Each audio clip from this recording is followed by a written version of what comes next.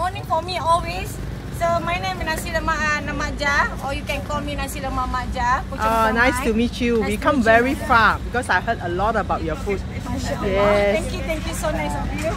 So for Nasi Lemak Mak Jah, we selling 3 type of nasi, which is we have nasi lemak, nasi putih, and nasi minyak. Nasi minyak, Yeah, nasi minyak. So you can introduce all your lauk. Ya, untuk nasi lemak, nasi putih, nasi minyak, kita ada ayam merah, which is kita sepik asingkan ayam dia, peha, tai, kepak dan isi. Ya, ada ayam balado. You look for something as spicy as is ayam balado. This is very spicy. Very spicy. Yang ini ayam rendang kari. Boleh tengok sikit? Boleh. Rendang ayam kari. Rendang ayam kari lah. Ya, sebab kita gunakan bahan rendang dan masak cara kari. Jadi sedap lah, boleh makan dengan nasi lemak, nasi putih dan nasi minyak. Yang ini warna kuning, ayam masak lemak cili api. Tidak terlalu pedas ya. Tak terlalu pedas. Tidak terlalu pedas.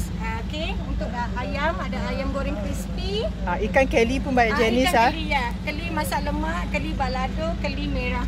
Warna merah semuanya kurang pedas lah. Yang ini sambal garing, hati pedal leher ayam, daging merah, daging goreng mama, daging black pepper, daging balado, paru balado dan paru merah. Yang merah pedas-pedas manis. Yang ini ayam green curry chicken. Green curry kita panggil ayam goreng mama. Ayam goreng mama. Because ada taste kari dalam. Ingat Mak Jah ni laku dia ayam masak merah. Ya, ayam masak merah. Ayam masak nanti merah. Nanti I nak try ayam masak merah lah. Boleh. Ini sambal nasi lemak kita lah. Ini sambal nasi lemak. Okay, I will try you out. Thank you very much, Mak Jah. Nice to meet you. Thank you. I'm Auntie Lily. Follow me to eat. Auntie Lily. Follow me to eat lah. Follow me to eat. Okay, thank you.